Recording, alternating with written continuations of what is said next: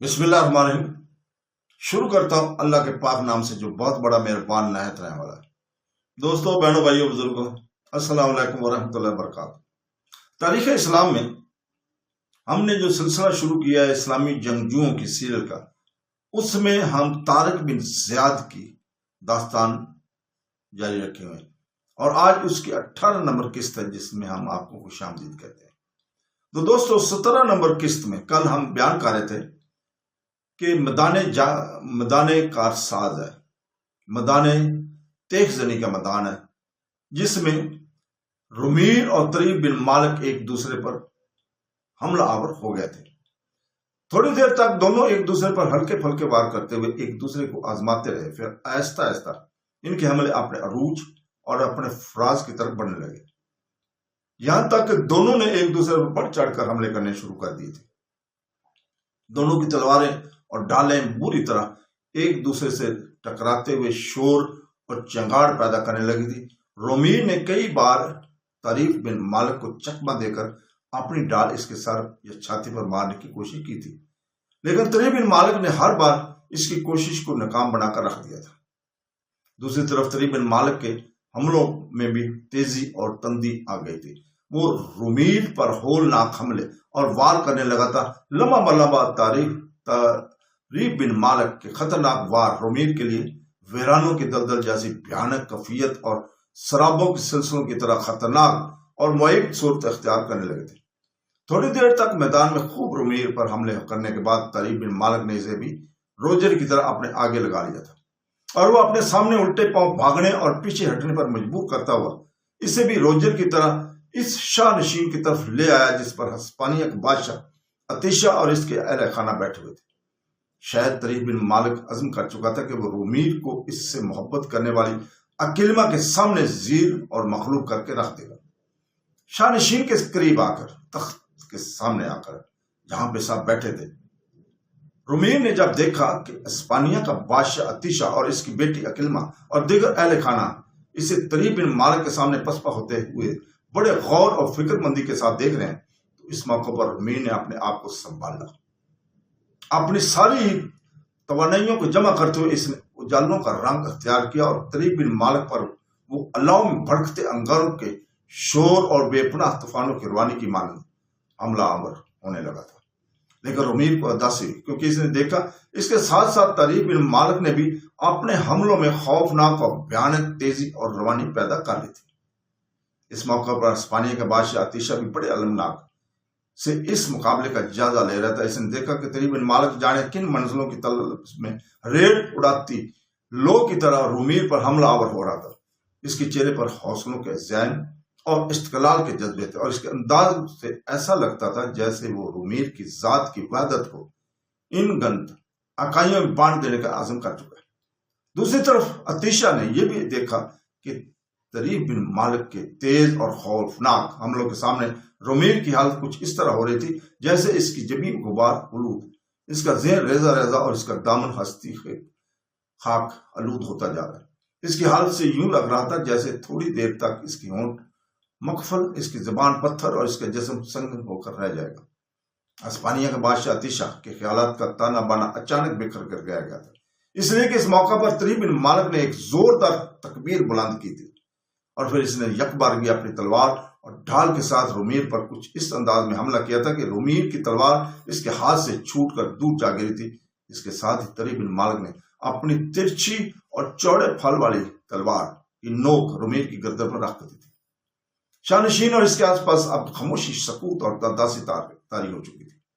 آنے کے بعد طریف بن مالک کے سامنے کھڑے رومیر کی حالت اس سے کچھ ایسی ہی ہو گئی تھی جیسے اس کے روح پر خاک شکست کی خراشیں اور ہونٹوں پر جلا کر رکھ دینے والی آہیں ڈال گئی ہوں۔ اس کا ویران سا چہرہ سنگ لاحد کا سما پیدا کر رہا تھا۔ وہ تپتے صحرا میں اکیلا، ببول اور منتہار سے ناواقف مانجی کی طرح افسردہ کھڑا ہوا تھا۔ اس کی نظروں میں زوال اور ضد شامل تھی۔ اس کے چہرے پر دکھ اور غم فروزاں تھا، اور مجموعی طور پر اس کی حالت سے ایسا لگتا تھا جیسے وہ ماضی کی وادیوں میں خود کو پکارنے نکل گیا ہو۔ دوسری طرح رومیر سے محبت کرنے والی اکیلما کی حالت میں سراب، آثار، مناظر، گہواروں، اذیت، سرما کی اداس رات گہن لگے یا بادلوں کی تہوں میں پھٹتے ہوئے چاند جیسی ہو گئی تھی۔ ایسا لگتا تھا رومیر کی شکست اور طریف بن مالک کی فتح مندی پر اس کی خوشی کے سارے بت پھوٹ کر رہ گئے۔ اس کی یاقوتی ہونٹوں کی جاذبیت اور ویران تھی، اور اس کے چہرے کا دمکتا رنگ ماند سے ازل ستارہ اور جھلمل آنکھیں اور اداس اس کے چار کلی جیسا بدن قسمساہٹ کا شکار ہو گیا تھا۔ ایسے موت کے اس میدان کا ناظم رازرک بھاگتا ہوا آیا، اس طرف آیا۔ وہ قریب آ کر طریف بن مالک سے کچھ کہنا ہی چاہتا تھا کہ اسپانی کے بادشاہ عطیشہ نے رازرک کو اشارے سے اپنی طرف بلایا۔ لہذا طریف بن مالک نے کچھ کہنے کی بجائے رازرک تقریباً بھاگتا ہوا اسپانی کے بادشاہ عطیشہ کے سامنے آ کھڑا ہوا تھا، اور پھر بادشاہ کا حکم سننے کے لیے اس نے اپنا سر کسی قدر خم کر دیا تھا۔ پھر عطیشہ نے رازرک کو مخاطب کرتے ہوئے کہنا شروع کیا، سنو رازرک، رومیر سے کہو کہ وہ آپ جا کر آرام کرے۔ مجھے اس کے ہارنے اور اس میدان کے اندر شکست اور ذلت اٹھانے کی افسوس اور صدمہ ہے، لیکن ساتھ ہی ساتھ مجھے اس انکشاف اور اس امر کی بے انتہائی خوشی اور مسرت بھی ہے کہ موت کے اس میدان میں پہلی بار داخل ہونے والا طریف بن مالک نام کا یہ اجنبی جوان فتح مند اور کامیاب رہا۔ اور اے رازرک، تو نے دیکھا اس جوان نے کس قدر چابک دستی اور کس قدر تجربے اور ذہانت کا مظاہرہ کرتے ہوئے روجر اور رومیر دونوں کو لمحوں کے اندر اپنے سامنے زیر اور مغلوب کر کے رکھ دیا۔ طریف بن مالک کے اس جوان کو پکڑ کر میرے سامنے لاؤ، اس کی فتح مندی کے موقع پر میں اس سے کچھ کہنا چاہتا ہوں۔ عطیشہ کا یہ حکم پا کر رازرک وہاں سے ہٹا۔ دوبارہ وہ اسی جگہ آیا جہاں پر ابھی تک طریف بن مالک رومیر کی گردن پر اپنی ترچھی تلوار کی نوک رکھے کھڑا تھا۔ قریب آ کر رازرک نے طریف کو مخاطب کرتے ہوئے کہا، اے اسپانیہ میں داخل ہونے والے شیر دل بربر، موت کے اس میدان میں تم روجر اور رومیر دونوں سے یہ مقابلہ جیت چکے ہو۔ اب تم اپنی تلوار کی نوک رومیر کی گردن سے ہٹا دو اور اسپانیہ کے بادشاہ عطیشہ کے سامنے جا کر کھڑے ہو کہ اس نے تمہیں طلب کیا ہے۔ رازرک کے کہنے پر طریف بن مالک نے اپنی تلوار نیام میں کر لی اور شاہ نشین کی طرف بڑھ گیا تھا۔ اس کے جانے کے بعد رازرک نے رومیر کی طرف دیکھتے ہوئے ہمدردانہ انداز میں کہا، اے رومیر، تم بھی آ جاؤ، یہ مقابلہ تم ہار چکے ہو۔ تمہارے لیے عطیشہ کی طرف سے یہ حکم ملا کہ تم جا کر آرام کرو۔ رومیر نے فوراً اپنی تلوار اور ڈھال سنبھالی اور میدان سے بھاگ نکل گیا تھا، جبکہ خود رازرک بھی شاہ نشین کی طرف بڑھ گیا تھا۔ طریف بن مالک آہستہ آہستہ چلتا ہوا اسپانیہ کے بادشاہ عطیشہ کے عین سامنے شاہ نشین کے قریب جا کر کھڑا ہوا تھا۔ قبل اس کے کہ عطیشہ اس کو مخاطب کرتے ہوئے کچھ کہتا، اتنی دیر تک رازرک بھی وہاں پہنچ گیا تھا، اور وہ بھی طریف بن مالک کے پہلو میں کھڑا ہو گیا تھا۔ اسپانیہ کے بادشاہ عطیشہ تھوڑی دیر تک بڑے غور، بڑے المناک نرمی اور ہمدردی میں طریف بن مالک کی طرف دیکھتا رہا۔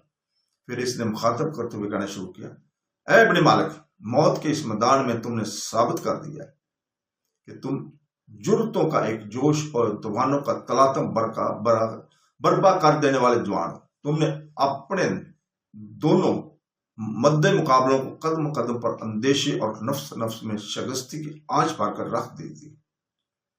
کیا خود تم اس پر سیاکار شب کے بعد خونی طوفان اور حقائق ذلت اور غم بنا کر ان پر حملہ آور ہوئے، اور اس میدان میں ان کی رخش شہرت کو کاٹ کر تو نے میدان میں فیصلہ اپنے حق میں لکھ لیا ہے۔ اے نوجوان، میں نہیں جانتا کہ اسپانیہ کی سرزمین میں کب تک قیام کرے گا، لیکن تو جب تک بھی اس سرزمین میں رہے، تیری حیثیت میری نگاہوں میں ایک صاحب حیثیت اور ایک معزز سردار کسی رہے گی۔ اس کے بعد عطیشہ نے نقدی کی ایک تھیلی طریف بن مالک کو تھماتے ہوئے کہا، یہ نقدی اس میدان میں تمہاری فتح مندی اور تمہاری کامیابی کا انعام ہے۔ اور سنو ابن مالک، آج سے میں تمہیں اپنی بیٹی اکلمہ کا محافظ مقرر کرتا ہوں، اور اس کام کے لیے تمہیں پیشگی ادائیگی بھی کرتا ہوں۔ اس کے ساتھ ہی عطیشہ نے ایک اور نقدی کی تھیلی طریف بن مالک کو تھماتے ہوئے کہا، یہ اکلمہ کے محافظ مقرر کیے جانے پر تمہارے لیے پیشگی معاوضہ ہے۔ سنو ابن مالک، میری بیٹی اکلمہ کی طبیعت اور مزاج کچھ چڑچڑا ہے۔ اگر یہ کبھی کوئی بات تمہارے مزاج اور تمہاری پسند کے خلاف کہہ دے تو تم نہ برا ماننا اور نہ ہی اس کے خلاف کوئی کارروائی کرنا۔ اسپانیہ کا بادشاہ جب خاموش ہوا تب اس کی بیٹی اکلمہ فوراً بولی، اور اس نے طریف بن مالک کو مخاطب کرتے ہوئے کہنا شروع کیا، سنو ابن مالک، گو میں اپنے لیے کسی محافظ کی ضرورت محسوس نہیں کرتی، لیکن میرے باپ چونکہ تمہیں میرا محافظ مقرر کر کے تمہیں اس کے لیے پیشگی معاوضہ بھی ادا کر چکے، لہذا میں تمہیں اپنے ایک محافظ کی حیثیت سے تسلیم کرتی ہوں، لیکن محافظ کی حیثیت سے تمہاری ضرورت اس وقت محسوس کی جائے گی جب میں نے کہیں اپنے اس مرکزی شہر ٹولیڈو سے باہر جانا ہو۔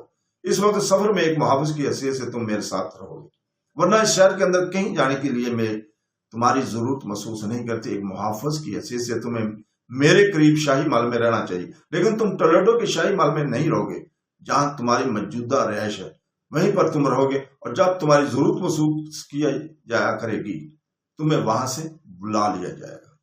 تو دوستو یہیں پر رکتے ہیں، کل انشاءاللہ تعالی اس جگہ سے ہم دوبارہ شروع کریں گے 19 نمبر قسط میں۔ اللہ حافظ۔